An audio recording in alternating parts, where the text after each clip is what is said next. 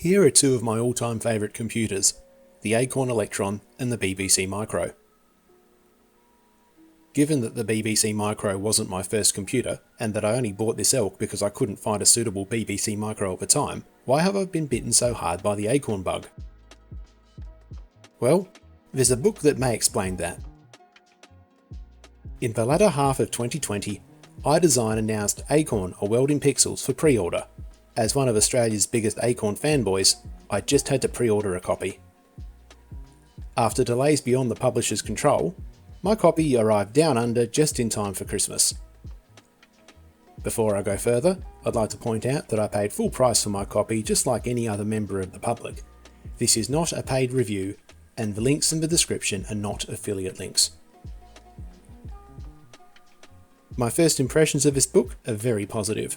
It sits in its own hard slipcase, showing off Steve Pickford's beautiful cover art on one side and the title on the other.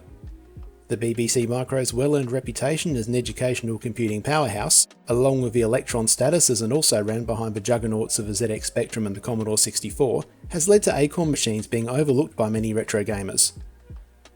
Whilst not boasting the vast libraries of the Speccy or C64, the Elk still spawned in excess of 1,400 commercial game releases between the mid-80s and the early 90s. Rather than a simple cut-and-paste game review compendium with an arbitrary score out of 10, the story of each game is told by those who lived and breathed them. This book contains the stories behind over 150 of the greatest games ever released for Acorn Computers, as told by their developers, as well as by those who still play these games to this day. One thing I hadn't expected of this book were the efforts made to place Acorn's machines into the overall context of the 8-bit microcomputer era.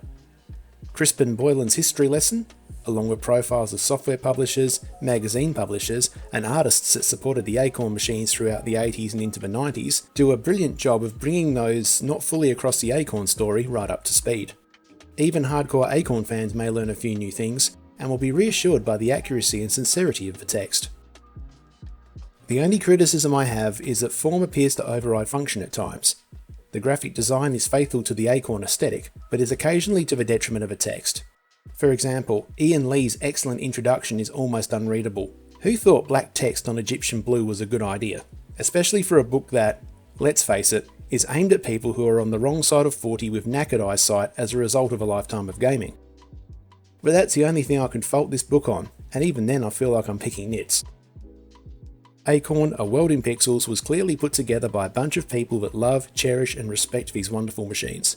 It's a potted history, celebratory declaration and love letter all rolled into one.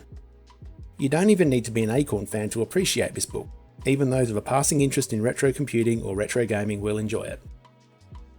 At around £30, Acorn A World in Pixels isn't cheap, but it oozes quality and exceeds expectations. It's not the first time something Acorn related wasn't cheap, but oozed quality and exceeded expectations.